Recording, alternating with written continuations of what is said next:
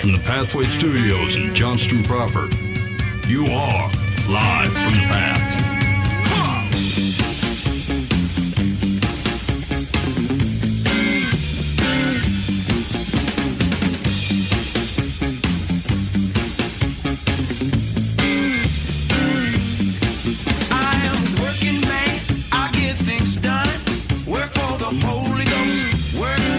And you're listening to Live from the Path. We're coming to you from the Pathway Studios here in Johnston proper. Yeah, this is show 505. 505 here on Live from the Path. Like I said before, if this is your very first show, congratulations, but you have started way too late in the game. You have to go back to the first episode and catch up. Otherwise, none of this is going to make sense. It all builds. It all builds on each other. It's all related. It's a story that's just woven throughout the years. Yeah, you're going to be lost, and I would hate to see that in your life. And really, this is me just giving you an out so that you don't get entangled in this catastrophe. That is Life from the Path. Anyway, my name is Ben Foust. I am in the studio with Dan Hudson and John Buva III. We got Mike's out this week. Nathaniel's out, I don't know, skiing the river, whatever he's doing. Yeah, he did tell me specifically he was trying to ski the river. I don't know how well it's going to work. Yeah, he makes mistakes in life. Here we got going on the show this evening. There is a series. Okay, so I got a few news articles. Actually, stuff was pretty good this week. We've had a real rough run of viable articles, but I saw 15 tips for fathers to leave a lasting legacy. And I thought I'm curious because I don't know that I've ever thought. Now maybe I've probably thought in some notion of posterity sometime in my life, but I can't say that I've ever thought like I want to leave a legacy. But I think it's maybe because I just haven't used those words. Right. Yeah. So anyway, I'm kind of interested to see what these. I can tips say are. that was always my intent. You want Dan? Yes, to leave behind a legacy. I mean, not like some great whatever, but just like that the whole Jesus and the story, and right. like I want to celebrate in heaven with my great grandchildren. Oh, right, yeah. The tribe of Dan. A legacy that I leave to them. Yeah. Okay, yeah. We very purposely became the Abraham and Sarah of our family tree. We decided pre-marriage. So got the Danites coming intentional. down. Yeah, that's not good. The tribe of Dan did not have a good run. I mean after maybe this is the new tribe of Dan. Yeah, the resurrected, the new Danites. All things new. Okay. So we're going to talk about that. Maybe you can check those, see how you feel about it. Also, it's been on the board for I think the last 3 or 4 episodes, and the question is the Nephilim. Yes, the Nephilim. Who are they? How should we think about them? What are they? I mean, it just seems like a weird drop that happens in Genesis 6. That it's like, oh, by the way, Nephilim, capital N in English translations at least. Yep. And then there's a random bit about it, I think, in Numbers where it's like the sons of Og, if I remember correctly, of who it was, maybe like a King Az or King Og or somebody, and his sons were Nephilim, but in that place it seems to be more implied that they're just giants. Just big fellas. Those were inserted by Stan Lee back right, yeah, years exactly, ago. yes. Yeah. Hulkish figures, trying to figure out exactly what's going on with the Nephilim and why they say they're like sons of angels or something like that. What's happening? Okay, so we're going to hit that up. Also, there was an article that said, if you're not happy right now, read this. Ooh. I already hate that. Don't you think, Buva? No, I'm 85% sure that I'm not going to change my ways after I read that. Now that if I was happy, I won't be. Yeah, true. Yes, you've had the opposite effect on my mood and outlook happen from you telling me to read something. Yep. There we go. Also, I believe there's possible Pope style advice this evening and some advice on Dear Life from the Path, and then we'll cut the. That'll be it. Yeah, we'll cut you loose. Okay, so I think we'll start with this 15 tips for fathers to leave a lasting legacy. Yeah. Okay. I'm interested. Let's see here. Blah, blah, blah, blah, blah, blah, blah. Crisis of manhood, blah, blah, blah. Okay, this is a good start so far. Yeah. That's I'm engaged. There's a lot of blah, blah, blahs. A couple quotes that are in here before the 15 suggestions. We have a weak nation because we have weak churches. We have weak churches because we have weak families. We have weak families because we have weak men, never challenged with the true biblical standard. Whoa. Yeah. It's a bold statement. By Bill Gothard. Bill Gothard. Of course it is. It would be best if I hadn't said it was from Bill Gothard. Yeah. It started so strong. You're like, I agree with that. I went to his conferences back in the day. And Did you? And they were engaging. They were. But they were always like, but it was like it's so good, but there was something I couldn't put a finger on it. Is that a big name that should ring true in my mind, like John C. Maxwell or something? Like, I don't remember that name doesn't mean anything to me. No, so Dan, you stop me if I have the right guy, but he's the guy who the family that's got 1 million kids that was on the TV. Oh no, that's something. This is the Basic Life Institute. Okay, that's a different guy. He went seminars all across the country. Oh, okay. Really biblically strong manhood, and so that's a quote would totally fit right into him. Could you equate the time that he was doing this to a presidential administration was like the Reagan times? Or a little bit later than that? Probably right during that ish. No, that's right. Ministry that once nourished the Duggars family's faith. That's Duggars. him. Oh, so he was okay. Yeah, they went to that. Okay, because it got kind of cultish a little bit. So yeah, I never got that deep into it to know, but I'd read that or heard that, and then he got in jail. I think. I'm so much more excited to hear these 15 things that we're missing out on. They're not from him. He was just they quoted him on the up front. Oh, okay. Yeah. Okay, sorry. I thought you were saying that he was the one who wrote the 15. No. And here's what I would say is full circle. Like a lot of those. This goes back to some of the conversations we had a number of weeks ago, which is like, it's totally. I don't disagree. Actually, I think we do have weak men. I think, and weak men, they don't know how to be themselves. Yeah. I think we've a lot of our men, and frankly, I look back at my own life and I feel this in my own life at times where it's like I'm not sure what I'm supposed to be here. I'm not sure in which way I'm supposed to be making people happy, as opposed to like what it is to be a responsible, thoughtful, confident dude walking around in the world for Jesus and for my family at times. And so like I do think that is the thing. You can just as often shows up when you get some of the ultra conservative stuff, you get the right words and some of the right thoughts. And then you walked like 3 steps too far, and you started to make man holy. And then we lost the service and the sacrificed fellas, and you got to be careful not to go the wrong way with it. But okay. But I'm in on the premise. I think I'm in on the premise. Yeah. All right. Let's hear it. Here we go. Offer these time-tested principles for your path to prosperity, to leave a legacy. 1, commit to the practice of prayer for your children daily.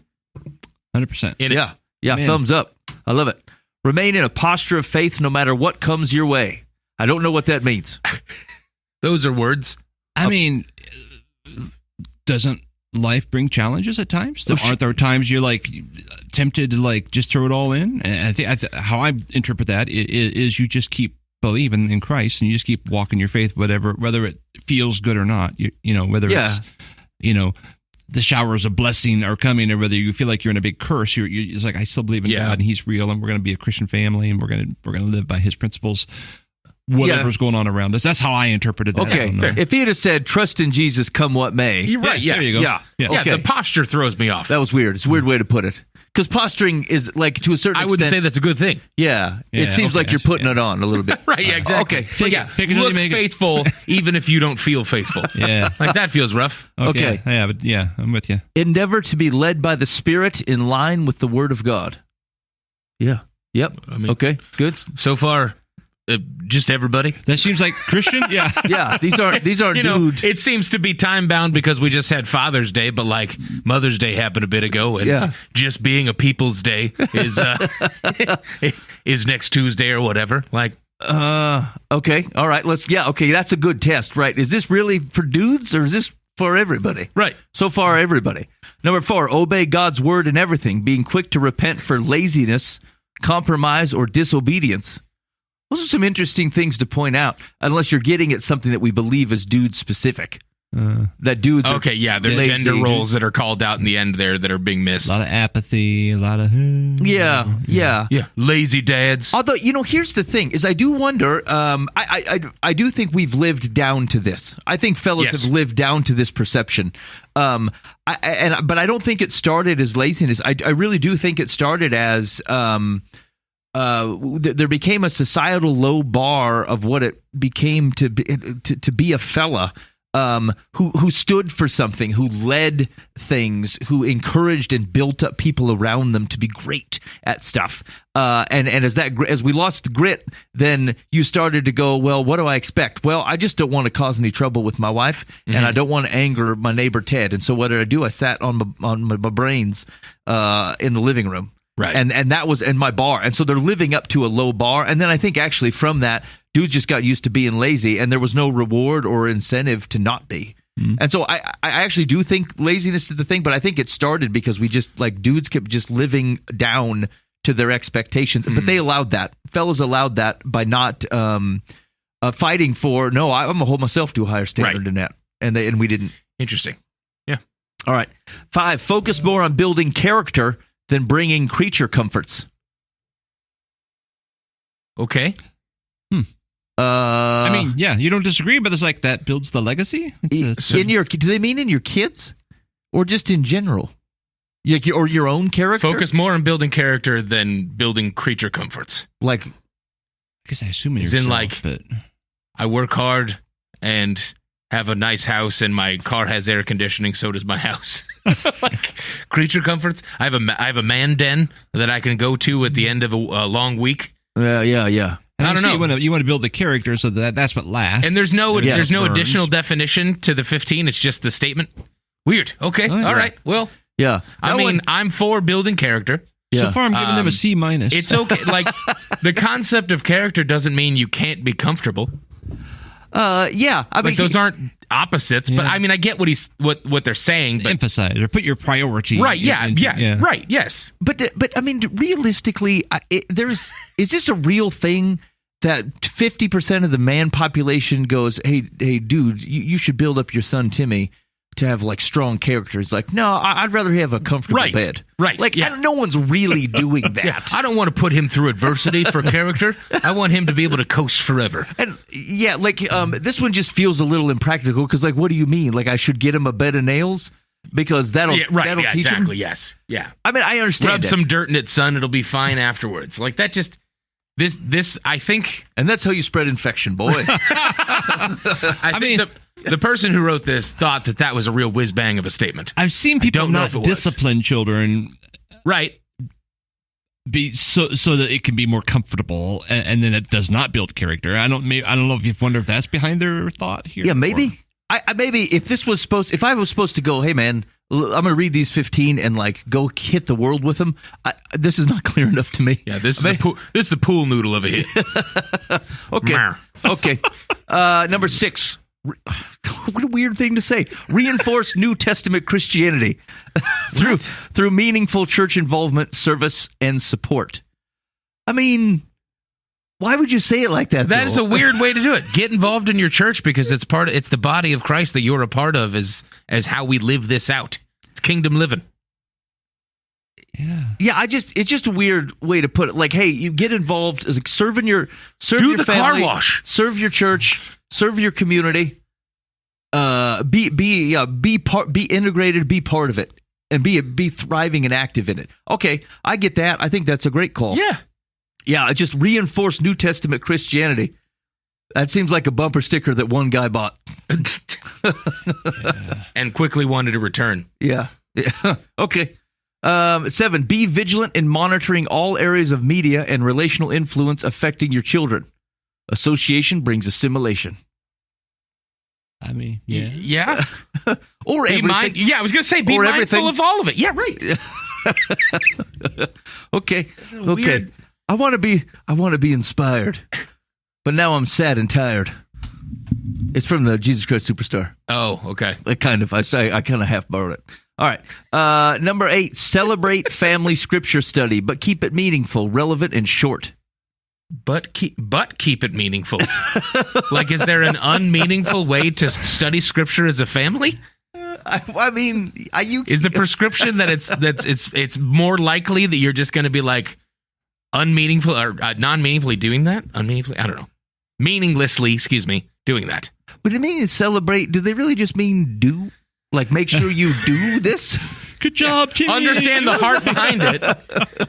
maybe it's the statement of like not being obligatory in it and trying to instill that like this is not just a thing that we do because it needs to be done, but like celebrate the fact that we have the opportunity to get to know the identity of our Creator. Yeah. In this scripture. Okay, yeah. Jesus is the living figure, not a historical one. Right, don't exactly. check boxes, shake hands. Okay. You're not meeting George Washington through a history book. Like, this is a living and active God that exists that you get a chance to see his story of who he's been and who he will always be. I tell you what, man, when I was a kid, our next door neighbors were Christian people, and my family would not really be considered that. I mean, there was vague Jesus, yay, go to Sunday school, me. But they were like in all the way, right? He was a preacher actually, and dedicated family. And if I were to eat supper with them, which happened periodically, I mean, they had family devotions every single night before supper. So if you were a guest, you participated in the devotions. And of course, as a kid, I thought, man, this is the most horrific, horrible thing. I can't believe you're doing this and forcing this on us. At the same time, I was kind of jealous that it was there. Yeah. I respected it, and I was like, okay, this is really cool. And one day I want to do that. Yeah. Now we never really had that formality. I guess it's not my personality, but we definitely talked to Jesus and stuff. But it was a very formal, and they'd read the daily bread. They have some. Yep. So it wasn't like super heavy, but and they'd pray and they would have some little conversation. I mean, that was 50 years ago, and I remember it like it was yesterday. It was meaningful. Like, yeah. Okay, that sounds real celebratory. And I think they all grew up solid. I mean, I never heard anything otherwise. It's been a while, so I lost track. Yeah, I mean, there's definitely something to guiding your family, right? And interacting with the living and active word as if it means something, because it does. Right. It's basically just treating it like it's reality, which it is. Yeah. Our family does this. We believe this. Yeah. So far, 90% of these, just everybody. Yeah. Let's do that. Let's just do that. Everybody. Okay, here we go. 9, communicate love and encouragement consistently, knowing that rules without relationship can foster rebellion. Is it? Actually, speaking to Israel, this may be. So I would say this is more relevant to it's relevant to everybody, but like, there are some personalities where like no joke, my family stinks at this. My wife and I were talking about this just like 3 days ago. We are just so not very good at seeing the positive thing first. Oh yeah. Right. And we, even if you catch it back on the back end, like, I don't want to say the damage has already been done, but like the first impression is we saw the thing that could have been better, as opposed to all the things that were good. And like we're noticing that in our marriage relationship I mean, everybody's crabby when they feel like no one sees the good in them. Right. Yeah. Of course. And so, and fellas, I guess, especially as you think about, some of your responsibilities in your family, sometimes protection means, like you're guarding things, which tends to critique things that step out of line that cause risk, as opposed to building up and encouraging. And some dads are really, really good at this. But like, it's not an uncommon gap for fellas to not know how to do this well, or feel awkward doing it. And I think this is something that like, if your wife and if your kids, and frankly, even people who work for you or whatever, do not have a sense that you're taking them in holistically, and that you don't see good in them and see something to encourage and to grow, they're going to stop listening to the things that you're trying to do to protect them. I guess no one wants to be around a downer, or like no one wants to have the impression that, there's that guy, he thinks I suck. Right. He thinks I'm pretty crappy all the time. Yeah. I think we're cutting corners when we do that. Is what we're doing. Is we're just like, okay, I know ultimately where I want to go with the conversation. Let's just get to the negative part. Because of course you're fine. You're my daughter, my son, whatever. I love you, and like we skip that. Yep. And you're right. You have to really intentionally slow down and say, hey man, you really did a great job not spilling your Cheerios. Next time let's not use the orange juice, or whatever, right. But rather than just going straight for the negative, and we're just cutting that middle part out. Yep. And I would encourage you, like, if this is something you struggle with, like just a couple things, try to to some of you, this is going to feel like you're cheating or you're lying, but you're not. Find something positive to say. It's your gap. There is something positive in there. I promise you, there's something positive to say. You love this person. You care about this person. Mm-hmm. You want them to thrive. You're there to help them. That is not just an offense against you. And so find something positive to say. And frankly, you may need to practice giving compliments without critiques. So this is not a compliment sandwich. This is you butter them up just so you can say the negative thing. Because like, if they're not used to that, I mean, it's going to feel great for about 5 times, and then they're going to catch on to you that all you're doing is buying a ticket to go harass them about something. Yeah. And so separate it by 5 minutes, 10 minutes, 2 hours. I don't care, but learn how to give a compliment, and then let it sit for a while before you come in and you follow up with the thing that you want to critique them on. Yeah. Yeah. Yes. My grandson is 2, right? 2.5, and so his mom and dad are living in it. So sometimes you get in it so much that you get lost, because he does the 2-year-old stuff periodically. Right. Yep. Of course. Testing mom and dad, the temper tantrums, different things. He's a great kid, but he'll have these moments. Sure. And he's learned, that if I reach out in anger, I'm going to get anything I want. Mm-hmm. They got a quick, they're scrambling. They've never done cut this off quick before. Yeah. And so he's at my house the other day, and I thought, okay, I'm a little further down the road than you are, buddy. And I thought he's not mad at anything, right? And he was like, and I just went, anyway, I totally called him on his bluff. Then he started laughing, and I was like, dude, I knew you weren't mad. And he's like, oh, and then like it was for the day, it was the joke, like no. He's just it was That's whatever funny. the thing was, we were at. But and I told mom and dad, I said, they're just. It's so hard when your mom and dad and it's your child. I can step back and go not see him for a few days and then come in and it's like, well, he's bluffing. Call him on it. Yeah. It's like, you've seen this before. Yeah. That's funny. That's actually being an uncle for a very long time now. Yeah. Going on for almost 13 years or so.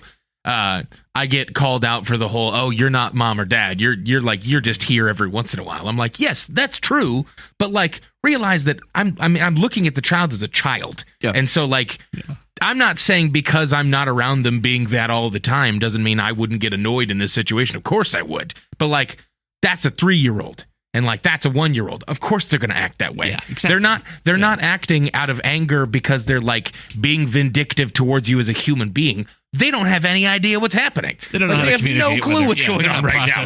Yeah. Your 1-year-old is not manipulating you. Like that's not the situation. Well, I don't know about that. They understand. They're starting to put mental bridges together to go, if this, then this. Yeah. It's not. Oh, that maniacal 1-year-old. Yes, right. This is the time you clamp down. Yeah, right. Yeah. It's like, but they're not like, oh, I'm actively going towards or against mom and dad in this situation. It's I want this thing because I don't have any concept of anything else, and it seems like A gets B, so I'm going to do it. And so when you take a step back like that, it starts to go, oh, cool. My child is not trying to actively like plot my downfall. Yeah. They are just being a small, tiny human being that does not experientially have a lot going on. And like, I'm on a cookie. You said no. I'm rolling on the floor. Right, exactly. Yeah. Like this seems to work sometimes. I'm gonna do it. Yeah. So yeah. I think that's right, and I think it's one of the difficult things as from a parental perspective is that you're always worried that like this is the first step on its way to 100. Like kids starting to act like no. I mean, I have had kids like they just go through phases of things, and you're like. No, I can see where this is going, and like you have to stop it. Like you have to provide walls. Like, we've talked about that a lot. Like there have to be boundaries. They're going to test their limits, and you need to be the limit, and that's fine. But we still do as adults. Yeah, totally. We never stop. Yeah, but just like don't get emotionally invested in it. Just go. No, that's the wall. Yeah. You've hit it now. I'm real mad about that, Dad. I'm sure you are. Sorry about that. Yeah, it's like you can have those emotions. I understand where it's coming from. That doesn't change the outcome in any way, shape, or form. But like you have every right to have it. I get it. Yeah. So. All right. Okay, here we go. Number 10, schedule regular family fun times to make memories and keep their emotional tanks full. Regular family fun times sounds like an awesome, like, government-run Chuck E. Cheese. Forced family fun. Come on down to regular scheduled family fun times. So, again, just because fellas may be prone to this, maybe this is worth saying out loud. I think that's a little too shallow of a way to think about their emotional tanks. Their emotional tanks aren't your discipline and fun night. Right? Their emotional tanks are, do they feel, are they confident that they are loved regardless of what's going on around them? Are they confident that they are safe? Do they trust you even when they disagree with you? Like, these are full emotional tanks. Yeah. You should do the fun thing. Like, don't get so focused on keeping your human safe and respectful that like their life totally lacks joy. Like, that's a bummer. God created really good and awesome fun things. You should take part, and frankly, you don't take your life so seriously. But like, definitely do that. But I would want to make sure that like we don't think of their emotional tanks as that binary. It's just not empty, full. Yeah. Just fun and discipline. All right, 11. Oh, interesting. Honor Christian education, reinforcing values taught at home. So like, go to private school. Is that what they mean? Wait, so say, what was it after honor Christian honor education? Christian education, reinforcing values taught at home. I guess I'm trying to think of this. Is this like you can't expect your school to teach your children how to live? I suppose. And like that's your job, is to raise them in the family. Like I deprogrammed my kids. Or am I hearing that wrong? No, yeah, but I think that's right. I think what Dan was going to say, like Dan, like that was, you lived through that, having to kind of keep an eye on what they're learning from a public forum and stay on top of. Okay. But that isn't actually what they're saying. They're saying you're to honor Christian education because it's reinforcing values that you teach at home. So it presumes that they're going to school somewhere where in which Christian education. Or is it talking like the old school church Sunday school was Christian education? It could be. I mean, it could be. Maybe. I don't know. This one seems to be a little bit narrow of a box. Like, I mean, teach your kids in line with what Jesus says is good, because you would. Yeah, right. Yeah. Okay. Number 12, be intentional with consistent family meal times to enhance communication and stay current. I think this is a good idea. I mean, yeah, I don't think there's any harm in it. Yeah. I think there's a stability to it. Where we're not very good at this, actually, and I lament that. That there's a stability to it, to know someone's going to ask you about your day. Yeah. Someone cares, like they're going to inquire. You're going to look each other in the eye. There's no such thing as like, we're a modern family and we're too busy and so we didn't lock eyes today. You got to do an embarrassing thing and eat in front of other people, like whatever. And no matter how rough or maybe you got the teenagers real bad today, it doesn't matter. You still sit down at the table and you eat with everybody. I think there's something very good about that. Yeah, very healthy about that. I think that's probably why we ate out so much, is because our schedules were so wacky. And we have this little time where we're all together. So we say, okay, 5:00 we're meeting at El Mariachi. Yep. And there's it. And then nobody has to wash dishes, and we just leave. Man, we ate out far too much. But that was why, because otherwise we were just all over the place. Yeah. You're buying. Sometimes it's like, it's the food, but it's the family time, and it's the set apart family time it's hard to get away with all the things going on. Yeah, I dig that. Okay, 13. Plan individual date times and mission trips for your children. I also think this is a great idea. Yeah. I think this is really good. And like, especially, I got 4 kids. It's harder and harder to give them time. I don't know what hit me like 3 weeks ago. I was thinking of not my oldest, but my second oldest. And I thought, like, have I even been a good dad to this kid? Like, I don't know, Dan, if this happened to you, but like, I'm thinking back and I was letting my mind wander, trying to find moments where I'm like, oh yeah, we had like shared really awesome dad-daughter moments. And like, it wasn't hitting. Nothing was finding. Now, I mean, that ended up it's not true, but like, I just, for like a 5-minute time frame, I had a moment of panic. I like, this kid is 14 years old. Have I even been a decent father to her? I know my oldest got, like, that kid sat down with me and like will talk to me for an hour, or at least I'll talk for an hour. That's very self-aware, Ben. About just things in her life and things that we're working on or whatever. And like, I've probably had 1/100th of the amount of conversations with that second one. Now, she's not the same kid. Yeah, right.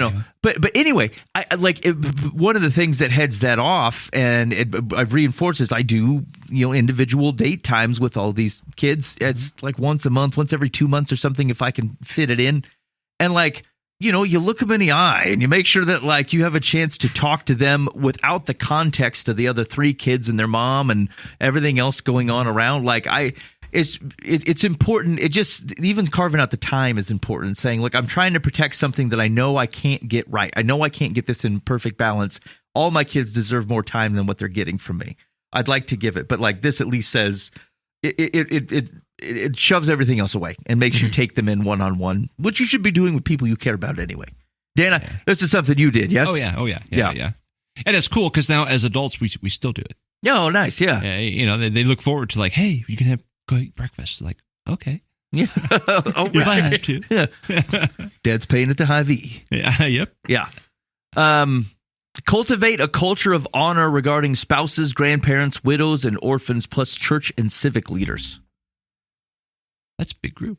Wow. Love your neighbor. Yeah. Yeah. Who'd they leave Cultivate out? a culture of honor towards all of these things. I don't. I'd hesitate. I'm not sure I'd use that word the same way among all of those. Spouses, grandparents, widows, orphans, church and civic leaders. Honor your local representative. It maybe not quite the same. Like, honor your spouse is obviously different than honor the mayor. Right. Yeah, that's weird. And honor serve widows and orphans. I mean, honor, actually, I don't mind honor but like if you're going to think of it that way, you really should be thinking of all people in the same way, right? From an honor perspective. And so, like, maybe that it loses its power or at least nuance a little bit by having an exhaustive list. Yeah. I think it is good though. Like when it comes to especially being cautious in front of your kids on how you're reacting to your spouse. And I think sometimes that's difficult. Like every marriage is going to go through spots. And like the more you got going on, the harder it is to kind of keep it so that the thing you need to talk about, not in front of everybody. And frankly, I actually think it's good for kids to see your parents work through things. Yeah, of course, depending on what it is. Yeah. I think it's good. But then it should hold you to a spot where, like, am I being honoring and respectful in these conversations, even with people I disagree with? Right. Yeah. I used to be kind of concerned because, like, my wife and I, we just don't argue. We just never really have. Yeah. We might disagree, but we just don't.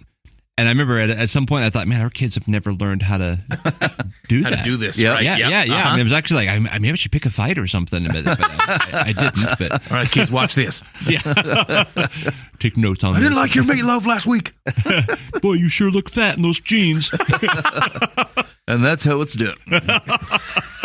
All right, finally, 15. Celebrate with creativity, life's seasons, passages, and family traditions. Interesting. Dan, did you have any of these with your family? Oh, tons of them. Yeah. So give me some examples. I mean, like, our Mother's Day celebration every year is a big monster thing. I mean, it was, the bistro. The bistro, yeah. We created a restaurant for moms. And that there's a lot of honor that goes on in that, especially as generations would pass, and just seeing the change in the makeup of and everything. We just have lots of little tiny family traditions that the girls have really wanted to hang on to the point I've apologized to their husbands, like, sorry, man, this is like, you've been drug into it. I mean, like, they didn't know it was because, like, we were poor, but it's like for their birthdays, we could never afford much, but we wanted to make it look big. So, like, every year we'd get a 99-cent, happy birthday banner, where after a while we had like 20 of them, and we just filled the house with banners. They thought, oh man, that's the biggest party ever. It's like, no, we just can't afford to buy a pony for you like you really want. Right. And so, they get married, they're like, their husbands, who puts up 20 banners for their wife, and boy, they do now. They heard about it. You treat my birthday.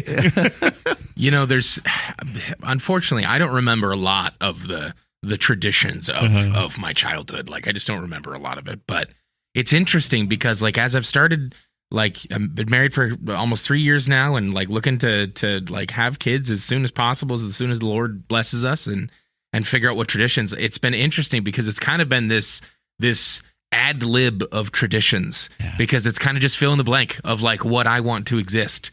And it's funny, like, what I've held on to and what I've cared about, and like what's interesting to my wife. Well, one thing I've figured out recently is with Gianna, when there are kids in our lives that have like recitals or dances or, you know, some kind of performance that they've practiced for or studied for, something like that, she always brings flowers. Because when she was a kid, she would always see people get flowers, and she always wanted that for herself. And so that's something like, does not matter what we're doing for, doesn't matter how young the kid is, they get flowers. And like, she called me out and she goes, this is important to me. I want this to happen. So every time I'm like, where are we going to get the flowers before this happens? We're doing that. And for me, it's like two weird things. I want to give my kids chicken noodle soup, like fresh made, homemade chicken noodle soup when they're sick. Just because, like, I don't know why, but like when my kids are grown up someday, I want them to go, man, I'm sick. I really miss Dad's chicken noodle soup or something like that. It just is this weird nostalgia that I've wanted forever. And same with chocolate chip cookies. Like, I want the kids to be able to come home when it's been a rough day or something, and we just real quick on a Saturday morning or something, just whip up some fresh baked cookies. And then we give them to a neighbor, or we keep them on the kitchen counter for kids to walk by and grab throughout the day, a couple days. Like, it's just something I care about. And it's important for me, and I hope it's important for my kids, and I can totally see why things my parents did may have been important to them to pass to me. And so, yeah, absolutely. All right. As we witness the decline of the nuclear family in society, God is raising up beautiful examples of what life can be like in the kingdom of God under the benevolent reign of good King Jesus. Fathers and mothers are a team, but we dads should lead the way to excellence. So we leave a legacy that lasts for the glory of God. Happy Father's Day. All right. Yeah, I mean, there's things to take. I agree. I think most of these things are things every people of Jesus should do. Right. But I mean, yeah. A lot of those were reading the 10 Commandments and go, yeah, you should do this to be a good father. Don't murder people. Good job. You know what good dads do? Not murder. Cool. I'm a good father. Thanks, Old Testament. Okay, let's get to the big question of the day. So, what's why are the Nephilim on your mind? So it's something that I've thought about a couple times as I've read through, because I can't tell you how many times I've started the whole I'm going to read my Bible this year thing and get through to the 6th chapter of Genesis and see that Nephilim thing and go, that's weird, and then just glance past it. This most recent bout of like, I really want to figure out who God is, I've stopped glancing past stuff. I'm tired of it. I'm tired of reading my Bible and go, oh, I hope I understand that someday, and then just move past it. And so if I can't figure it out, I want to ask questions about it. Secondly, one of my family members actually reached out to me, and she's very sweet and like randomly pops up out of nowhere and will ask a Bible question. This most recent one was, the heck is going on with this Nephilim thing?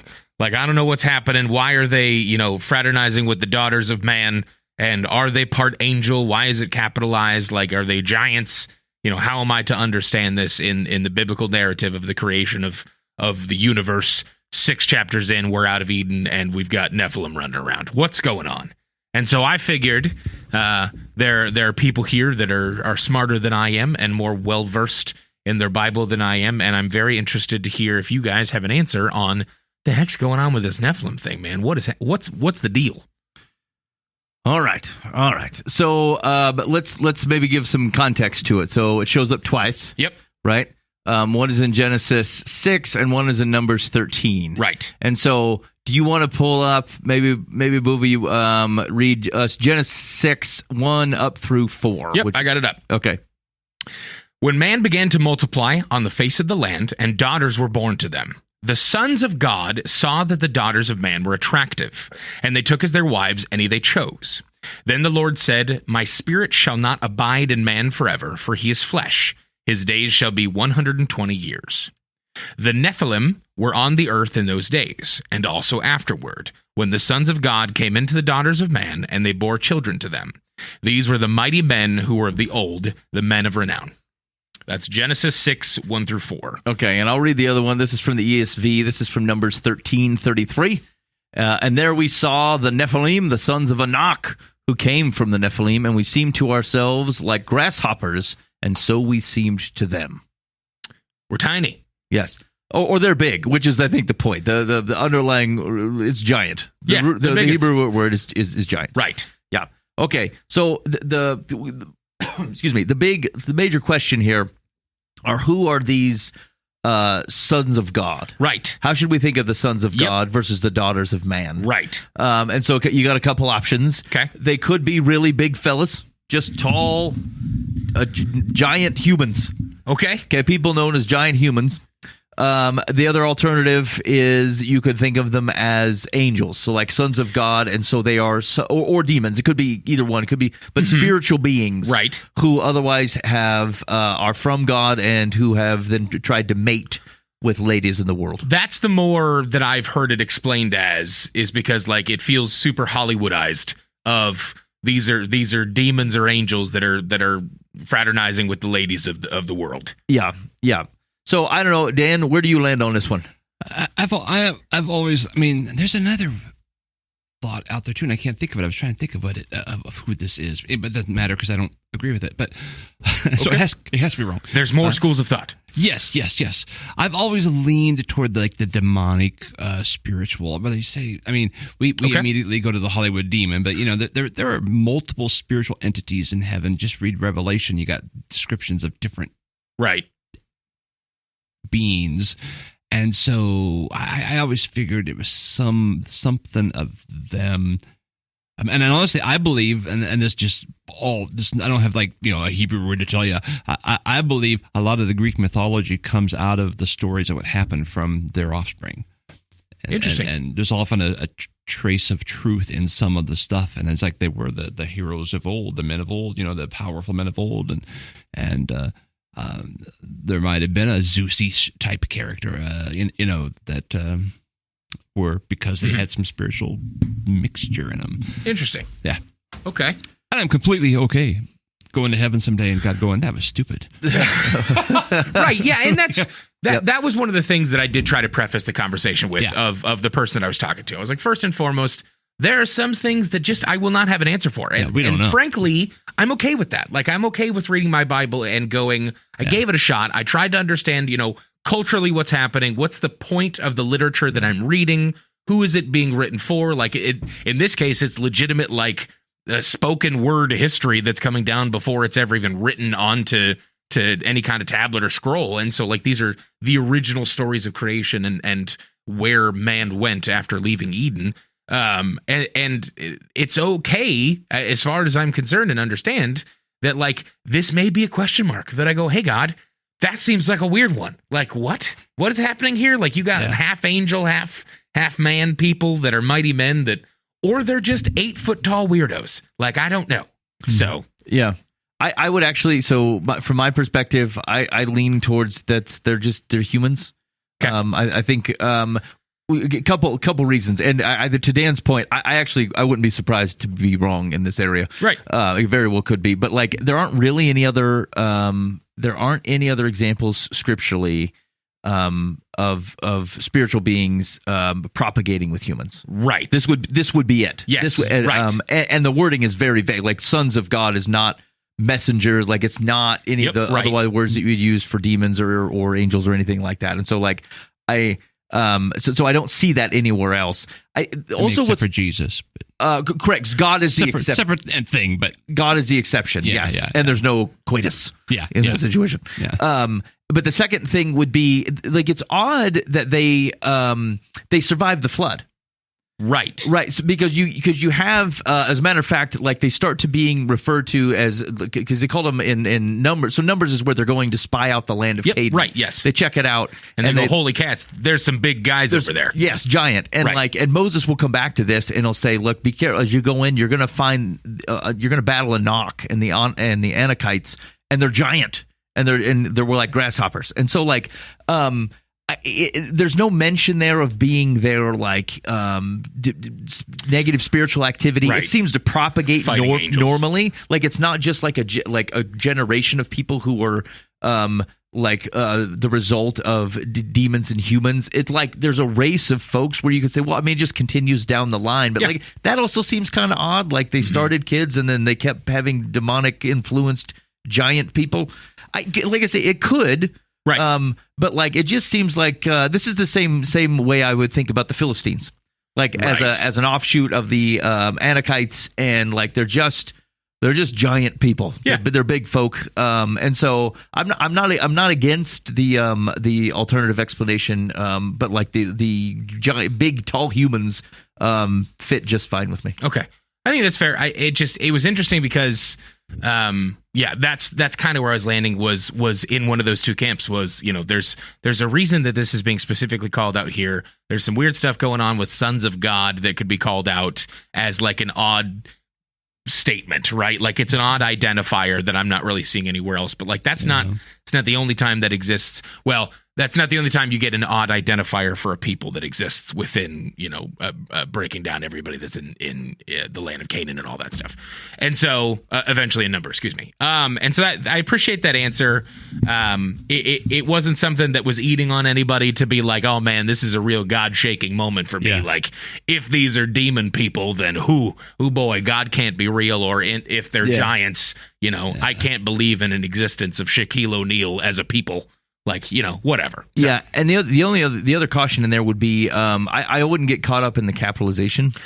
Yeah, that's a translation choice, but like the underlying so the Hebrew here is Bean Elohim. So like Ben or Bean, yep, right. It's a son of. Yes. And Elohim is not Yahweh, it's God. Now it could be referring to Yahweh, but like it's also been referred to as like there's some kings, and like it just depends on the context of what it's used.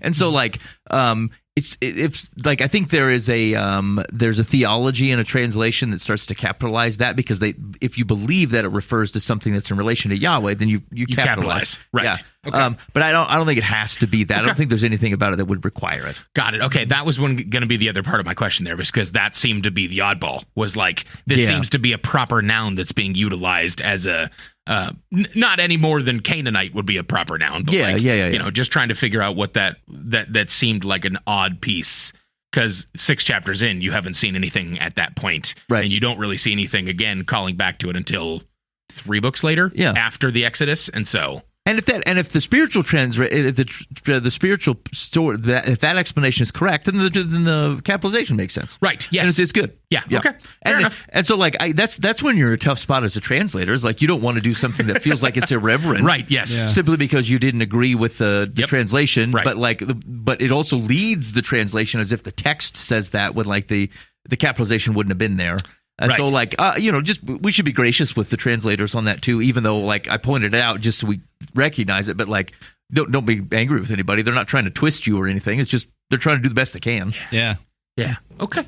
Fair enough. Okay. All right. Well, I appreciate the answer. It's just I wanted to get back to the person with a little bit more than just what I had thought, and I've looked into it a little bit. I've read it a little bit of other people's thoughts as well. So it's been an interesting little thing to look into. I remember so this came up there was a youth group of which someone was asking questions, and they asked this one, and I think I gave the rough answer that I just gave, and like you think I killed their dog.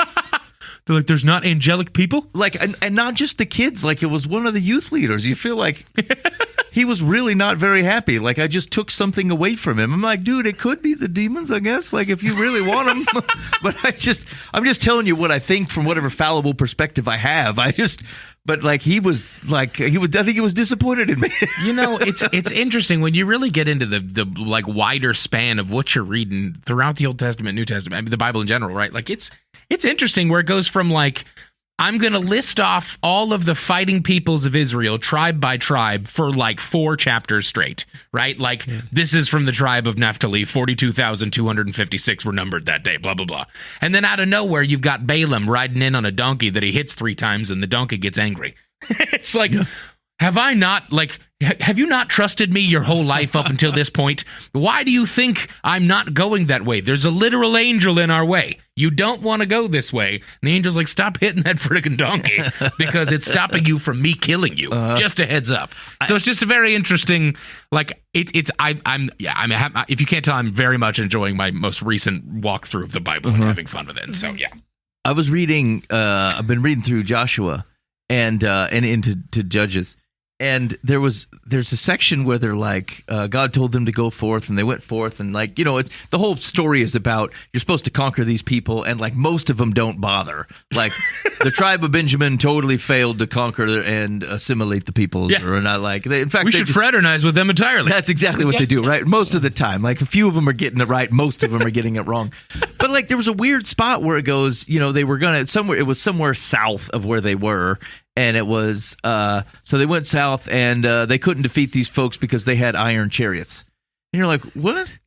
Like God said to take the nation, and the way, if you read it just straight up, the way it reads is like, but they couldn't do it because they had iron chariots. And you're like, well, what? But God, what am I supposed to do with that? And like, it's what you would think. You're like, you would say, well, God could have totally defeated the iron chariots, and so is this telling me a fact? Like, they literally could not do it because of the iron chariots, or like the Israelites believed they couldn't do it because of the iron chariots. And the wording is not distinct between these two things. And so I had to get I did not have a decent Joshua commentary. I'm like, I'm tied up on this. Now I got to go see what people are saying. Because I looked it up. I just did. So this is why I don't trust the online. Whoever the first few things on the internet were like, well, it was just around that time of the Bronze Age, and of course, the iron chariots were difficult. I'm like, I understand that, but it says that the Lord sent them in. I would presume He has an answer for the iron chariots. And every other time, God has been like, I've literally laid them low before you. For countless battles now, I have shown you someone holding a staff over their head, then I win. Someone doing this on a mountain and shouting it back this way, then I win. Doesn't matter who they are. I've literally laid them low before your feet, and this is your land that I have promised you now through multiple covenants that this is yours. Get in there. And they're like, oh boy, but Yahweh. And this is the mayor of Jericho going, I told you we should have built that wall in iron chariots. Was iron the whole thing? Like, is they afraid of it or something? I said, but they had a vuvuzela and the whole place came down. It's like a kryptonite type like thing. oh gosh, that's not the only time it's mentioned either. Like it happens again about 5-6 chapters later. They're like, well, they had iron chariots. I'm like, again, I understand, but oh, that's funny. Certainly a pillar of fire could have done something. I know we're not river. I know we're not supposed to get caught up on the whole man, Israel was so foolish and I would have done so much better thing. But like it really, as you're hearing the stories through the Exodus and through Numbers and Leviticus, it's interesting to hear like obviously it plays differently because you're reading chapter by chapter and it's years between these things could have been happening. But like we don't have any food. Here's some manna. We hate the manna. We've got pheasants. We hate pheasants. Well, now I'm going to curse you because blah, blah, blah, blah. We don't have any food. God, we should have been. How many times did the Israelites say, would we have been better if we would have just stayed under the boot of Israel? And God's like, I'm literally a pillar of fire in front of you. And I'm a cloud that descends on the tent of meeting. I am never out of your sight, and you have not failed once when I've told you to do something and you followed it. Yet here we are again. How about and you a golden go, calf? Right, exactly. Moses has been gone for a little longer than we were anticipating. Aaron, take all of our gold and make us a calf from it. And Aaron's like, I guess. What was I supposed to do, Moses? They were really hounding me. Do you remember the wording? The wording in there is always funny too, because it just says like a golden calf jumped out. Came out. Yeah, right. It's Yes. not like you made it. I saw you make it. Yes, and it was crazy, Moses. This golden calf came out. I did call all of them to bring me their jewels and their gold and stuff so that I could smelt it into a golden calf. But it jumped out like crazy. Yeah. And this is I was just like, come on, man. I'm gonna try that with my wife when I make an apple crisp. Babe, I don't know what happened. It just jumped out. And I ate the corner of it. I worshipped it. What do you want me to? It came out. Oh gosh, it just I as I'm reading through it and I find myself, I laugh because I'm just like, I know that this is there's meaningfulness in me looking at it and going, I am exactly this. Like I'm no different than this. There's nothing different between my relationship with God and the covenants that I have, and like what Israel is doing over and over again, being just, awful to this God that is loving them and separating and making ways for them physically and spiritually in all situations. Yeah. But I'm just like, come on, man. Like 2 chapters ago, you said, would we have been better if we would have just stayed under the boot of Israel with where our fathers were from, blah, blah, blah. It's like, no. No, you wouldn't have. Yeah, you're hungry. And Moses is like, fine, rock, strike, water, done. Let's move on, everybody. I mean, like, obviously there's a comedy to Moses is like, are we doing this again? Yeah, right. But like, it's just, it's very interesting to read through. And it's been interesting to kind of take a step back and go, like, I don't want to like glance this over and go, I got to make it through the first 5 books because that's the beginning of the Bible, blah, blah, blah. It's like, no, there's some meat in here that like I've never noticed before. And it's fantastic. And so, you start reading through Judges and like, we're like way worse than they were. Yes. As much as we say they're bad, it's like, that was like 3 generations went by, and then they decided, oh wait, Asherah poles again. You know, we just read in succession. Friday, right? You know, right. It's shorter than the election cycle as to when we got the Asherah poles up. Oh, I mean, I wake up in the morning feeling real righteous, and by the time I'm going to bed, I'm like, I'm pretty sure I put up and tore down maybe 3 or 4 Asherah poles today. Like spiritually, I followed a couple of gods today. I went real hard Israel on that. That was bad. So sometimes I really debate myself on this. It's like, so as weak as we are, and we joke about it because we're like, oh, what can we do? You know, it's like, I mean, people like died because of that. Right. And we're like, oh, but grace, swallowed them up. Grace. Yeah. By no means, Paul said. I mean, you know, it's like, no. So man, I hope I'm not surprised one day I get, the judgment. He's like, no, I really was serious. Yeah. There's some hard rules in there that's like, that was an honest mistake. Oh, you're being stoned now. Yeah. I don't care. Like, this is a holy, you brought water, or you brought fire to me as a gift when I didn't tell you to bring me fire. You're dead now. Yeah. And it's like, oh boy, like they weren't even trying to keep the ark from falling down. Yeah, right, exactly. Yes, like I was trying to stop it from falling. Yeah. This is a hard, fast rule. You were told not to do it, and you did. Yeah, actually, it's interesting how that ties back, I think, a little bit to the Father's Day, Father's encouragements, because judges are a really good example, and there's lady judges too, actually. The Barak is good. Barak does a good job, and they're like, got the place straightened out, and he judges the people well. And then it says, and then Barak died, and the Asherah poles came back, right? Yeah. Like, and then everything fell apart. There was something about a strong leader. Right. Now, it's interesting because, like, you don't. The Bible doesn't really tell you. Is it? There has to be something about Barak and his leadership, but then. Also, the people are willing to submit to it. Right. Like, at the end of Judges, you get, like, the most dour thing. It says the people did what was right in their own eyes. The people still always have the choice, but there is something about, like, people leading, even Deborah leading. Deborah's even harassing the cabinet. He's like, go take the thing. And like, will you come with me? Fine. Like, I'll come with you. But, like, go. And actually, the Deborah part is funny. She's like, okay, but I'm going to embarrass you, and a lady's going to kill him. And that's exactly what happens. Like, the other lady puts the tent peg through his head. So, like, but like, there is something about a leadership, where people can rally behind someone who leads well, and it changes towns and families and nations and churches, and like, there is something about that. And if you've lived down to societal expectations, think of all the places that should be changing underneath your boldness and are not, because you're spending your boldness in the chair, right? Or on a video games, or even frankly, or even a job that you just complain and whine about, and like, that you're not. I don't know, like, just walking through with some confidence. And confidence is the thing. It's the one thing that, like, my encouragement, again, to ladies is like, if your husband should be able to, like, not give a whip about the rest of the world, but he should think everything of what you think. Yeah. And if you are the person who has the power to build him up and bring him low, and that's why I think actually Peter hones in on respect, is like, because a man needs it. There's something about a man who needs to know that from this one person he gets to be vulnerable, and so what she thinks of him matters the world. Yeah. And because this is the guy you want to be able to say, hose the world. This is the woman I protect, and I don't care what anybody else thinks of me. I'd rather they can all think I'm dumb, but if this woman is for me, and I'm following Jesus, then what I'm good for it. Which means there's a lot that's the power and you have to be able to build this man up. And a lot of times, fellas, it's not there, and fellas can't. They set a low bar for themselves too. They just cannot conjure up enough encouragement in their own lives to go do something. And you're like, well, isn't that a weakness of a man? You bet it is. I think it's built into a man to be weak for a woman like that.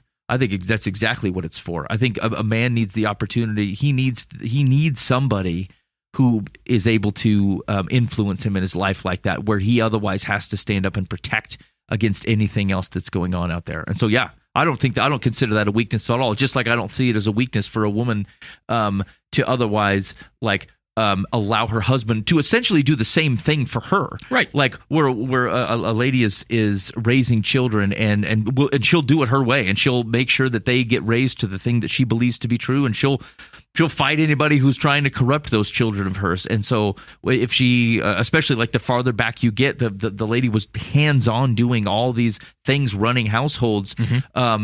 Who is the one person who gets to go, hey, this is out of balance, or hey, we need to think about this differently? Oh, it's your husband, right? These are not weaknesses. This is what these are for. These are important to be there for that. And so anyway, it's just an encouragement that like what I just said, I don't find this to be a weakness in a man. The dependence on a woman like this, I think it's built that way. And just know that both of you have the power to build each other up or to set really low bars and tear each other down. And like it's important. And so a lot because a lot of times in marriages we'll look and say, well, this person is failing me. My first question, I know you don't like it, is going to be like, is there any chance you're failing him? Is there any chance you're failing her? Why don't we start there? Right. Because like if you're asking them to fill you up and they're running on nothing because you're not giving them anything, and you're like, well, shoot, man, aren't we in a chicken and egg? Yeah, you both are supposed to be doing this well. It's not I fill this person up and I take and I take and I take. Like that's why the biblical record is built upon encouragement and service. Mm-hmm. It's why it's built that way. And so I know, and you're like, well, who's gonna pull the trigger first? Well, both y'all need to do that. And so anyway, I just in encouragement to be an encouragement in those relationships, and maybe start there before you start landing on how you're not being treated well or served. It's just a shot. Give it a shot. You're listening to Life from the Path. So I was in Connecticut this last week.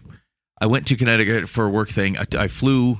I used to like the airport. I used to like traveling in general. I don't care for that anymore.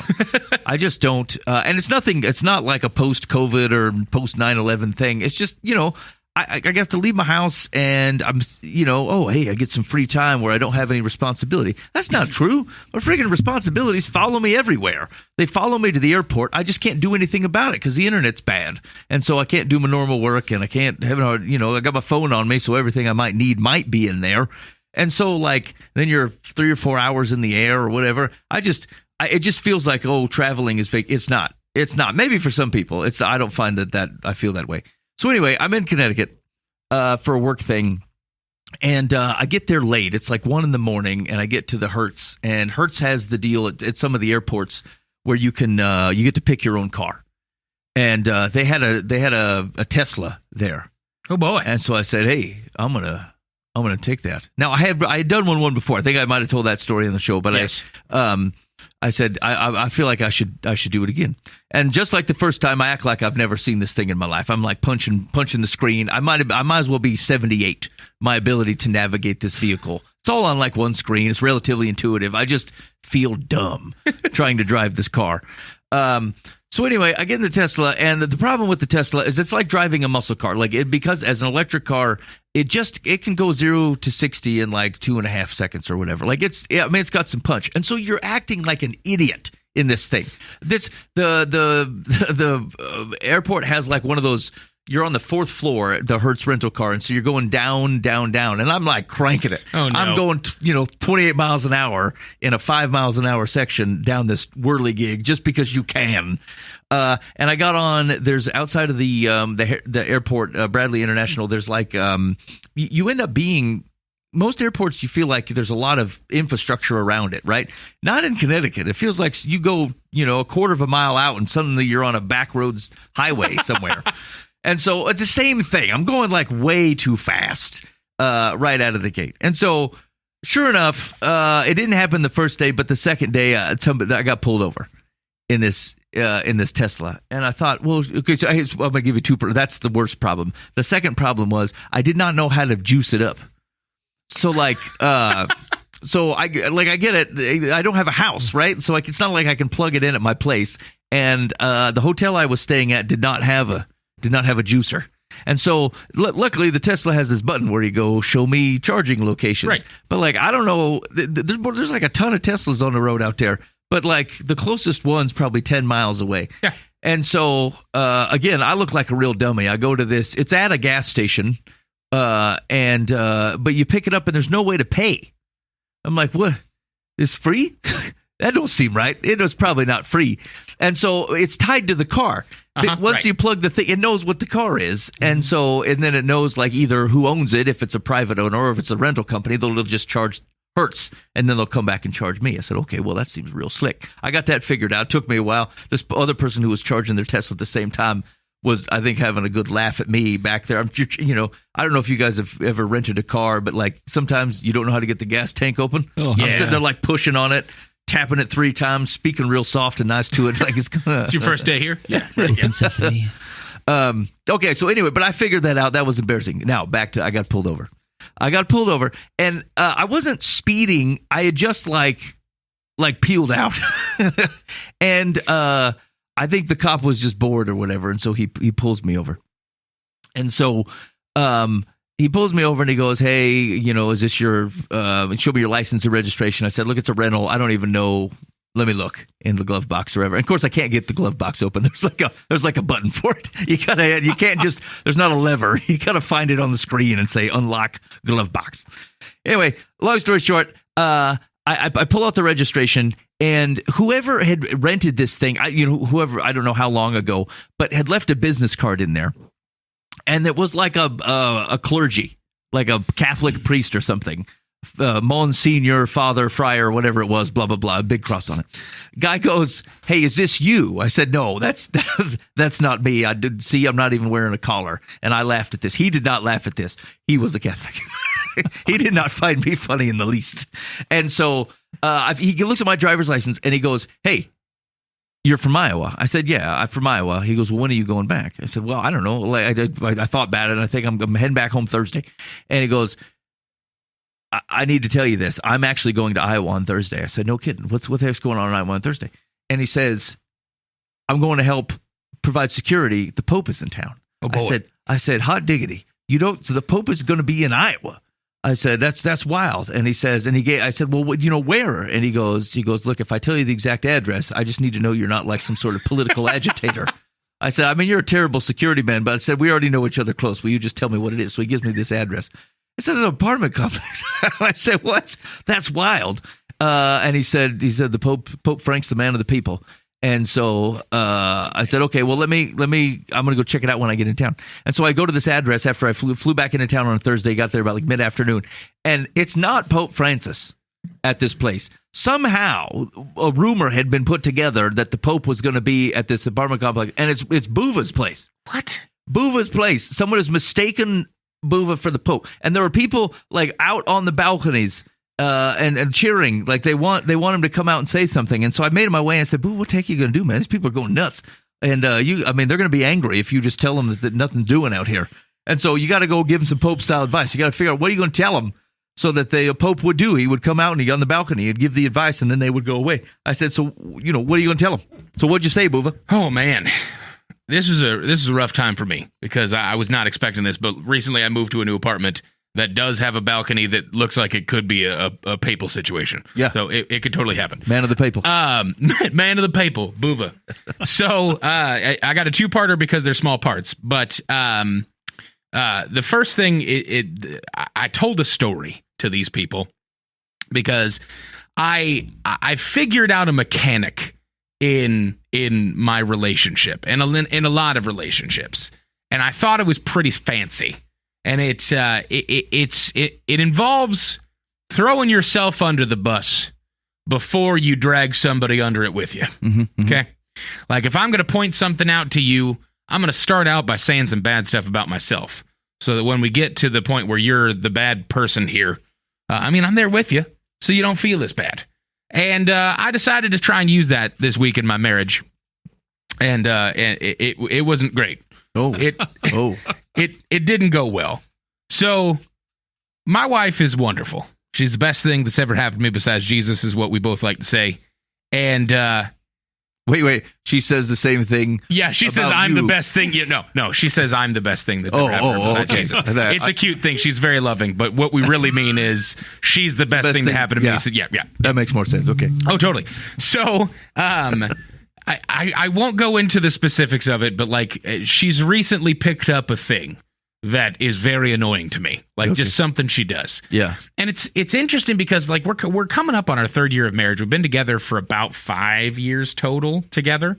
And it's amazing to watch our relationship and our love for one another mature as we both get older and as things change in our lives and the pitfalls we thought we would have, we just flat out don't have. Like it's fantastic. It's such a cool thing to like. We've seen some rough relationships around us, and we don't have those same things. Like, we just don't argue that often. Like, it just doesn't happen. We try to be very conscious of the other to make certain that, like, if we hear something that might offend us or hurt our feelings, we go, there's no way that person meant it that way. And so if I'm taking it that way, take a step back and go, okay, they're probably upset. They might have had a rough day, something like that. They're just little tips and tricks that you pick up that you both know.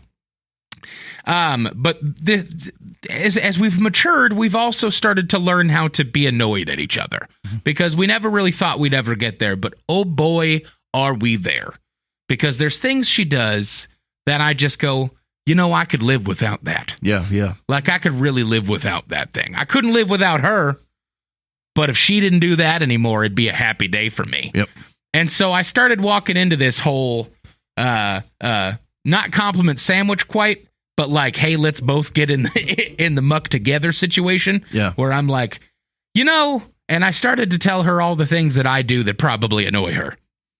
And as I'm detailing these things and I go, sometimes I'm not very good at communicating because blah, blah, blah, blah. And sometimes I'm not very nice because like my brain starts to hurt because of blah, blah, blah, blah. And as I'm listing off this detailed list of things that I probably annoy her in, I'm in the back of my head going, when is the level that I can stop and start on her level of annoyance? Yeah. Like, when have I drug myself enough under this bus to then go, it's nice down here, babe. And by the way, like and here's the deal. I'm not being sly. Like, I'm not in any way doing something she's not expecting. Like, she sees it in my eyes. She knows it's coming. And it was such a fun moment because I realized, I was like, here's the deal. What I'm attempting to do is to be not a schmuck, just to voice an annoyance. But I'm doing it in a real, like, sly, dumb way where I'm just like, oh, I bet I could, eliminate some of the backlash by being, Rico Suave in this moment. My wife's a 3rd grader. Yeah, right. Like, yeah, exactly. I'm manipulating through communication and psychology my wife here. And after this list of stuff that I go through, it was this weird moment where I was like, what'd be great? I'm just going to leave it at that. Like, I'm not even going to bring in and by the way, this is who you are. And now that I've detailed how awful I am, I'm going to tell you a couple things that you've done recently that's annoyed the crap out of me. And like, you could see this build up in this moment where she was expecting it to hit the climax and then, flip on and continue with things she does. And it hit me where I was just like, I love this woman. I love her so much. She is legitimately the best thing that's ever happened to me. She has put up with the stupidest crap from me that anyone has ever put up with anyone on, at least in my opinion. She deals with me on a daily basis. The woman friggin' loves me more than I ever thought possible and proves to me daily that I am worthy to be loved. And I am choosing to be petty and stupid and manipulative in this moment, and not even like good manipulation. Like, it's all dumb. And it just was this fun moment where I realized, I was like, you know what? What a fun time that I can look back on this and go, I'm just going to take this opportunity to list out all the things I do that annoys my wife. And I'm going to look at her and go, doesn't that suck for you, babe? Thanks for loving me.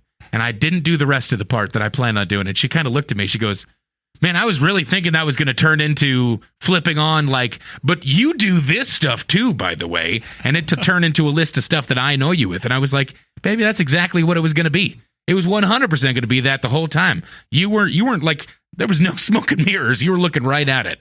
But I love you. And I thank you for putting up with all those annoyances. And I'm so thankful and blessed that I get to be in the relationship enough to be annoyed by you. And I love you. Nice. And it was a really cool moment where I was just like, I bet most of the, I'm probably going to screw that up next week. Like, I'm probably going to mess this up 1,000 times again. But like, that one moment where I'm like, what a fun opportunity for me to flip off my brain and go, you know what you should not do? List all the things your wife does that annoys you. Because that seems like a really annoying thing to do. And what's the point? Yeah. Like, what am I actually going to gain from it other than a 5-second feeling of, I told her? Like, that's dumb. I don't want to be in a marriage where I'm involved in cyclical I told you so's. That's stupid. And it was just this interesting thing where I put my foot down and went, I want to be in a better marriage than one that like is petty. Like, communication will break down. We'll have our petty moments, but not this one. Not this one. I'm taking it back. And so I don't tell that story to say how great I am. I tell that story because, like, I'll probably screw that up again, and I've probably screwed it up 48 times already in the 3 years we've been married. But, like, it was an interesting thing to be able to take a step back and go, maybe I should look at this through the lens of she really is the best thing that's ever happened to me. And I love her so, so much. And I'm so excited that we've been together long enough that she can annoy the crap out of me. And so that was the first thing I said on my papal advice. Yeah. The second thing, I probably Wait, actually... You're not gonna tell me, like, will she make a horse noise? Or, like, what her response was? No, I'm just saying, like, what was the thing? Oh, she's in a psychology class right now, right? Okay. Yeah. And, like, I don't know if it came about from, like, a student-led discussion or if it was, like, on one of her PowerPoints or something, but or not psychology, philosophy is the one that she's in. And she started doing this thing where whenever she hears the word thought, she'll, like, jokingly say, but what even is thought? Like, and the first 3 times I heard it, I laughed my butt off because I was like, oh yeah, babe, community college for the win. She's just like, but what even is thought? But now she's done it maybe 48 million times. And, like, every time I say, well, I think, she goes, but what even is a thought? And I'm just like, oh boy, baby, hey, that was funny. And then she says it to other people, and they think it's funny because it's the first time they've heard it. But I've been like, this is the 4th time today. Stop it. You stop what you're doing. And she also likes to quote Katy Perry's song where her lyric goes, do you ever feel like a plastic bag floating in the wind? But that's all she says. And she'll say it to me randomly in the middle of conversations. Like, she'll be asking questions, and then the question will end with, but do you ever feel like a plastic bag? And I'm like, stop. And so it's just little things like that. Yeah. You know, she's justified. She is justified. Yeah, exactly. Okay. Second bit of advice I gave to the people that thought I was the Pope, unfortunately. And this one's going to be hopefully pretty short and sweet. Read your frickin' Bible. Like, we've said it 1,000 times. We've said it 100 different ways. We've heard it 1,000,000 different times. Whatever. Read your frickin' Bible. And this comes from this most recent bit of me feeling good about my disciplined walk with Christ. And I'm probably going to fail at this again, but I'm not letting that stop me from reveling in where God's got me right now. This is the story of God's identity that he has handed down to you, that you have unfettered access, at least in most situations, unfettered access to, that you most of the time probably look at it as a chore, or you just flat out don't do it. Or when you do it, it's like you poo-poo it. Like, oh man, I'm going to read the Old Testament again. Ugh, I'm going to get stuck in the laws. It's going to take me forever to get through. How many are there? Why does this matter? Stuff like that. And I told a thing, or I said a thing recently that really started hitting me hard. And I've tried to say it a couple more times because it really meant something to me. But, like, everybody that if you all know, I lost my dad 13, almost 14 years ago, right? And it sucked. I was 18, blah blah blah. We've been through that story. And what I've been realizing is, if I had a book that detailed the identity of my dad, like the Book of Sean, that just flat out told stories about him, told stories from his perspective, showed how much he loved me, and, like, constantly was there to put me to the right place, was a loving father to me, and, like, made promises that he never failed on, even though I failed on him so many different times. All these different things that he set up, I'd read that book every friggin' day. Like, I just flat out would, because it'd be such a cool experience. Because I don't have my dad next to me to tell me these stories. But if I had that book, I'd be in it constantly. I'd quote it all the time. I'd let it tell me who I needed to be. I'd let it fill in the parts of my identity that I have difficulty filling in myself, because I sometimes don't have a lot of the context. and it's literally at my hands, I'd be in it every single day with joy, because I'd be like, wow, what an opportunity that I get to look back and read a book from my dad that is authored by him, that tells such a beautiful story over thousands of years, that is perfect and is living and is I mean, it has just watered my soul. What a beautiful situation. And if I take a step back and go, how much better is my Heavenly Father than my dad, Sean? And how much better is this story, this collection of books and these beautiful stories and the literature that exists, that is God revealing himself to us? It's hard to just go, ugh, I got to read again today. When you look at it through the lens of like, I can't wait to meet another side of my Father, or I can't wait to be reinforced in who I know my heavenly Creator is. My King has written this book so that I without a doubt can know who he is. And some parts are confusing, and some parts I have to reread, and some parts feel like, wow, this is just a list of names and numbers. But like, take a step back from those name and numbers and go, what is the story being told by this? Is this a story of a God that abandoned his children and failed all the time and wasn't as powerful as he ever said? No. It's a story of the fact that God beautifully and perfectly loved a people that he promised from the beginning, through mess up after mess up, that he was going to populate the earth and show that covenant to all of them through his people. And what a beautiful story that is. And what an honor and a pleasure it is for me to be able to have access to that at all times, and to get to go, my King, tell me who you are today. Read your friggin' Bible and get off my lawn. I think that's right. I think that's totally right. Hey, maybe you've got some thoughts on this advice. One, tell me, it's time to spill the tea. Tell me what kind of annoying things that you do that you need to tell your wife. You can say it to the complaint line, 515-517-0085. Please do. I want to read that so bad. Like, that sounds like a fun time for me, is to read through all the things that you do that are annoying. Yeah, you say, I want you to just take a thought of it, and maybe you're not quite yet bold enough or ready to tell your wife. You tell us. Just leave it on the complaint line. And the call or text, you can text that in if you want to, 515-517-0085. Also, maybe if you have any advice on leaving a legacy as a dad, maybe something that's maybe a little bit more compelling than what we read through. Something that feels like, dad type of stuff. That would be great. It's 515-517-0085. We would love to hear from you, and that's call or text live from the path. Bob Eisenhower, complaint line. Speaking of which, also, maybe you have you need some advice, and you're desperate. Desperate that you're going to get a hold of Live from the Path. That's great. You can use that complaint line to do that, or shoot us an email, info@livefromthepath.org. Buva, who do we have looking for some advice on the show today? Dear Live from the Path. Yeah, it's great. My mother-in-law is an attention seeker. Mm-hmm. She's very loud and talks in a baby voice so that everyone looks at her.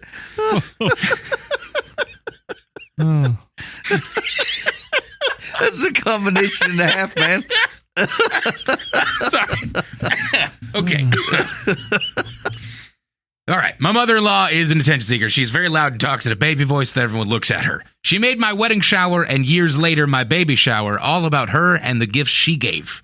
Not only did it take the spotlight from my husband and me, but it made other family members' gifts or contributions seem inadequate. She always has to give the biggest and best while letting everyone know, and distract from other people's special moments. My daughter is being married in a year and a half. She has already told me she doesn't want Grandma Dorothy, in quotes, to come dress shopping because she doesn't want to be embarrassed. But she does want my mom and her fiance's mom and grandmother to be there. I have told her that she has to invite Grandma Dorothy. I do love my mother-in-law. I want her to come to all the festivities. The problem is, she gets irrationally mad if you ask her to modify her behavior in any way. My question is, how do I ask her to reel it in without offending her or making her mad? My husband's solution is to ignore his mother's behavior. So it's not even her wedding. Who's asking? No, it's writing the letter. It's her daughter's wedding. You don't get to decide, and it's her mother-in-law. Yeah.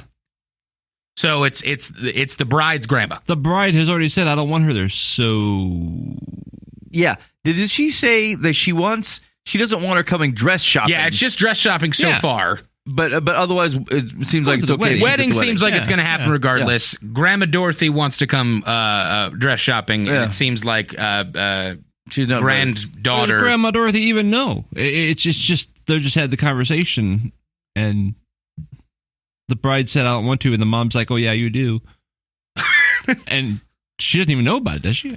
Can't it just happen? Yeah, no, she never knew it happened. I mean, it doesn't say anywhere that Dorothy already knows that she's going or isn't going, or that I mean, she'll probably guess it's happening eventually that someone's wearing a dress. But stop meddling. That's yeah, okay, okay. Let's separate the things. One, the dress shopping. Just don't tell her. You're going to go sins of omission here.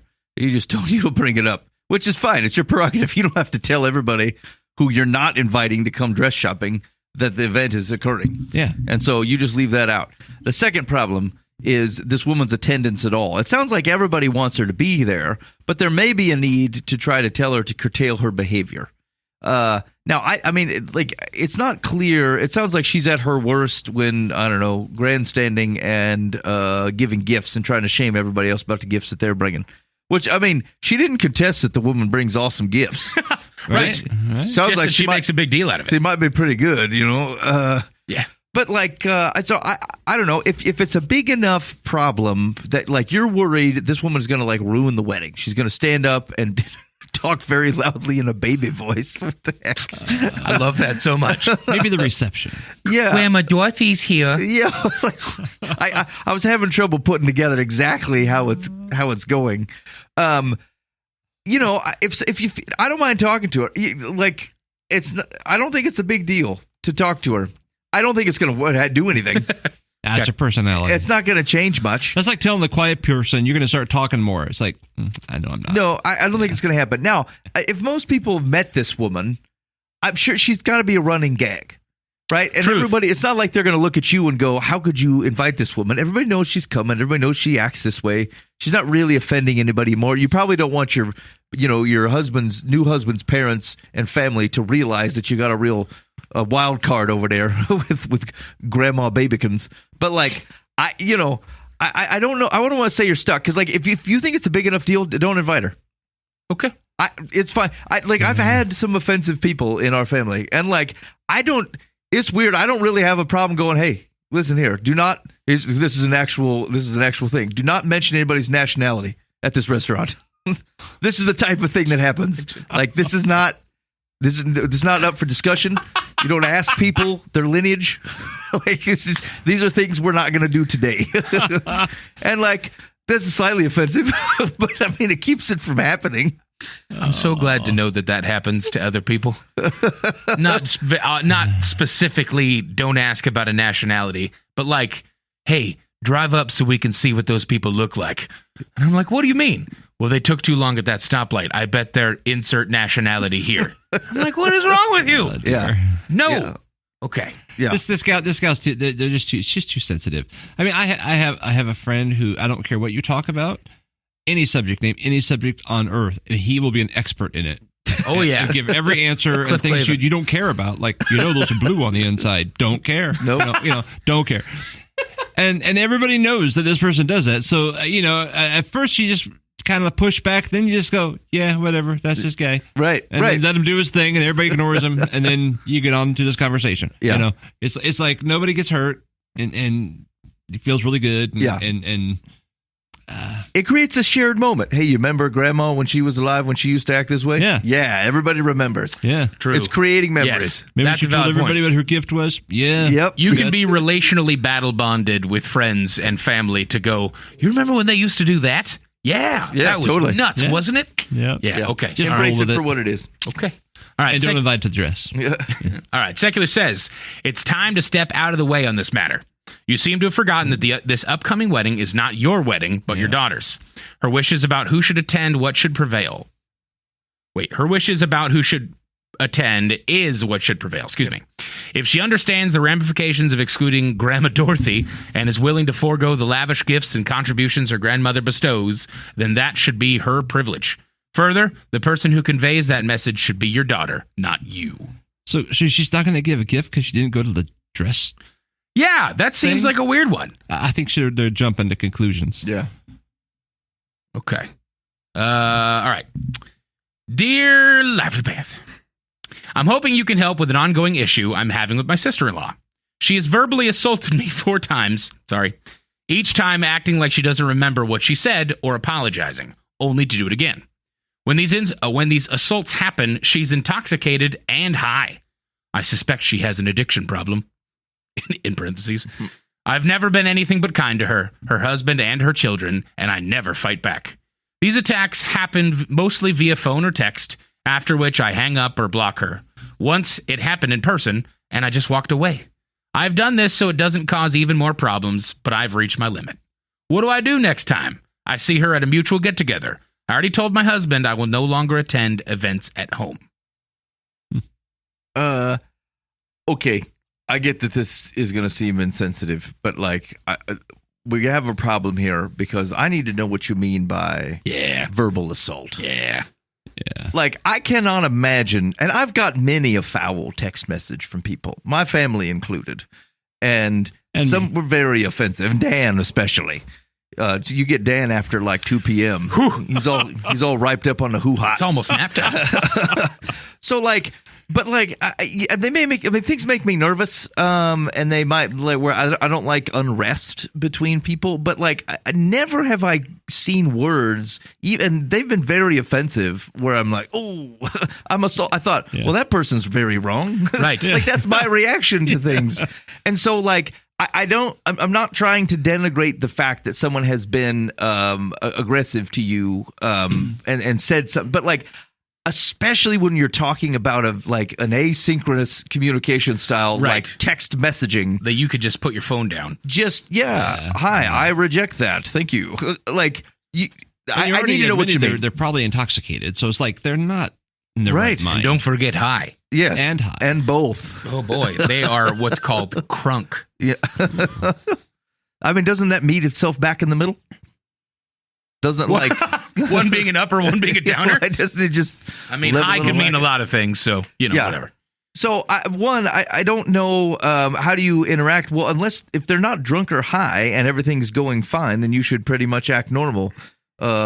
If they are drunk or high and they act belligerent to you, you should ignore that and go, hey, just so you know, I will not be responding to you until I feel like you're in your right state of mind. Yeah. I would take it easy with the assault stuff. You would be allowing some of that. Yeah. You don't have to allow things. I get that it hurt. People you care about or you want to be in friends with or get along with. When they say hurtful things to you, I get that stinks. It does stink. But it's not really this. You're not wounded. It's not ideal. And so I think you need to approach that a little bit. Just change your mind a little bit. Put yourself in the driver's seat. You get to control how you react to this. Okay. Secular says, have you or your husband approached your sister-in-law's husband about her erratic behavior and your concern about her substance abuse? Spell the spouse? I think you should. However, if you can't bring yourself to do that, treat her as you would any other rude acquaintance you would prefer to avoid. When you see her at mutual get-togethers, stay on the other side of the room and do not engage with her. All right, we got time for one more? Yeah, let's do one more. Right. Dear Live from the Path. Our son and his wife were visiting with us in our living room. While we were talking, his wife picked up her cell phone and several times initiated texts during their brief visit. Yep. My spouse and I think it was rude, but we haven't said anything to them. Should we? We would prefer that everybody be fully present during the short time we're together. During a prior visit at our house, I asked her a question. As she was about to answer me, her cell phone buzzed. She got up, made a phone call, and left the room for a while. Her call wasn't an emergency, it was just a chat. We thought that was rude too. What, if anything, should we say or do? She makes frequent texts and phone calls when we visit them. Are the rules different at their house?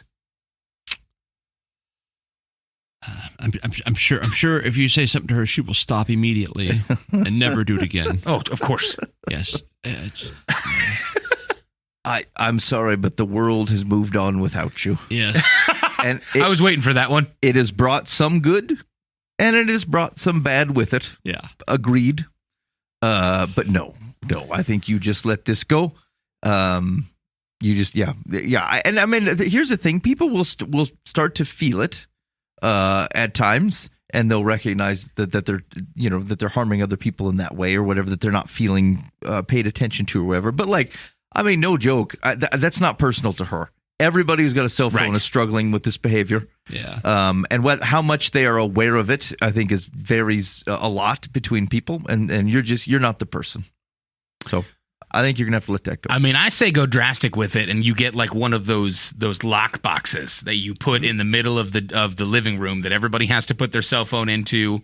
And then you're the only one who has the passcode. And when you're done with your visiting is when you put that passcode in and give everybody back their cell phone. Yeah. I think that's the most logical choice. Do they sell scramblers for like a local home? Scramble the signal. Grandpa pulls out some weird like Death Ray looking thing from a 1950s sci-fi movie. All right. Secular says, your daughter-in-law's behavior was rude and disrespectful. In your house, you should establish the rules. Consider making one of them leaving cell phones in a basket at your front door. Lockbox. I had not read that yet. In your son and daughter-in-law's home, they can make the rules. You should have spoken up about how she made you feel the first time it happened, because the unspoken message she conveyed to you was that she wasn't interested in interacting with you. That's harsh. It's not that simple. I wish it was. Like, if it was such a clear sign of rudeness, then I think you could address it that way. But like, I don't think that's a reality. And like I said, it's not a good turn societally that's how we are. But we are like that, and I think most people are like that. Yeah. And so it's just not that. It's not that simple. And frankly, if you take it in that way and you share it that way, you're going to look silly. Right. And it's one of the cautions, even from a parenting perspective, is that like, if you can't, your kid, especially teenagers, your teenager may be acting silly. They're just making teenager-ish type of decisions. They're reacting in teenager-ish ways.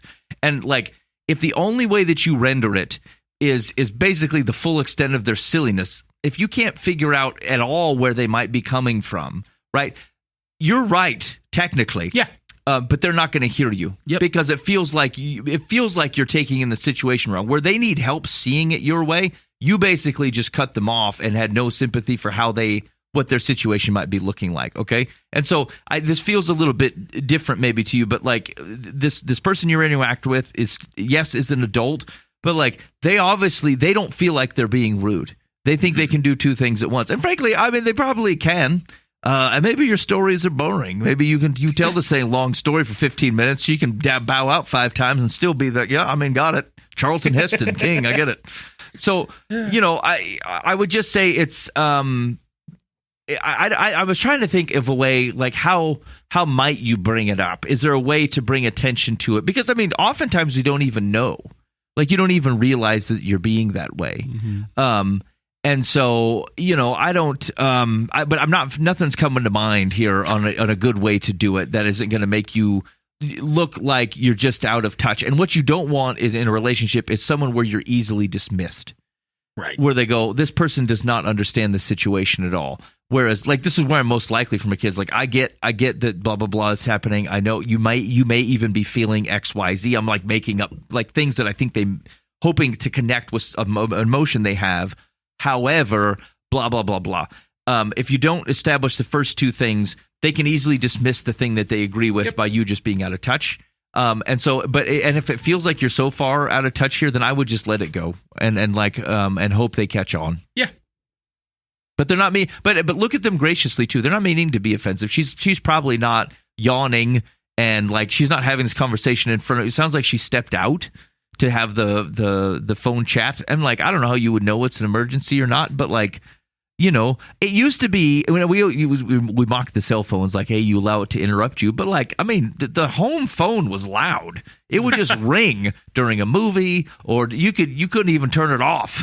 It rang you'd big. Have to unplug it. Yeah, you'd have to take it out completely, and it would cause. And frankly, that's the kind of thing that makes people real nervous. Oh, their phone's disconnected, and they drive over or something. And so like. It's been this way for a while, and you usually took the phone call. Like most of the time, you didn't say, "Hey, let me call you." I mean, there was no caller ID. You just picked it up, answered it because you knew it was big. Right, you rolled the dice, and so like it's. I'm sorry that this is bothering you, but like I think have some grace. I don't think they're trying to be ungracious to you. Okay. But did you have one? Oh, I turned it into the Pope's Towel. Okay, so it's covered under there. Yep, it's covered. Okay. All right. Well, you're listening to Live from the Path. We very much appreciate you hanging out with us this evening. You seemed unsure of what they were listening to. Yeah, here's the problem. You're listening to Live, I think, maybe possibly from the Path. This new thing called? I'm trying to do, to people who were talking to me, and I was trying to get text messages at the same time. Go step out and take that non-emergency call, Ben. I was trying to fire up our last the song that ends the show, but here's the deal: I don't pay for the premium Spotify, and so sometimes there's an ad in front of it, and sometimes there's not, and I don't have any way to check it when I'm on the air. Right. So I just gotta slowly listen up and say, hey, see right now there's an ad playing, so now I gotta duck it down, and I gotta buy some time. Right. I don't want to fire this ad. No, and that's perfectly understandable to at that point in time go, you're listening to Live from the Path. It worked. Yeah, I mean, you've definitely bought yourself a minute of time in this now. That's what I'm saying. That's why I feel good about it. Had I not been recently quasi-arrested in Connecticut for speeding in a Tesla? I feel like there's no universe in which you belong in a Tesla. You don't think so? No. You don't think I just flat out don't. I don't pull I it don't off. belong in sports cars. You don't belong in a Tesla. I've tried this in a sports car before. It's not great. I don't know if you've ever been in one, but the side of it, it's got the door handle that's real smooth, and you got to push it open. And I look ridiculous trying to use this thing. I don't understand. I can't get the hang of it without looking real silly. I'd do the same thing. Yeah. Okay. Oh God, this is the longest ad ever. It's still going. Yeah, you've been listening to Live from the Path for a while now. Yeah. Anyway, hit us up on the complaint line. You should have bailed already. Listen, you're not handling your time well. As soon as I started talking about this buying time, you'd be like, you know what? What am I going to wait for the last minute and a half of the show for? They're not going to say anything of substance. There we go. It's coming in. All right. There it is. You've been listening to Live from the Path. 515-517-0085. Call or text with your thoughts, and maybe we got the advice wrong, and you want to let us know that. You can do that too. I don't know what we're doing this week, but maybe we'll be in here, maybe we won't. In the meantime, be faithful in the means. God will hound to the ends. You've been listening to Live from the Path.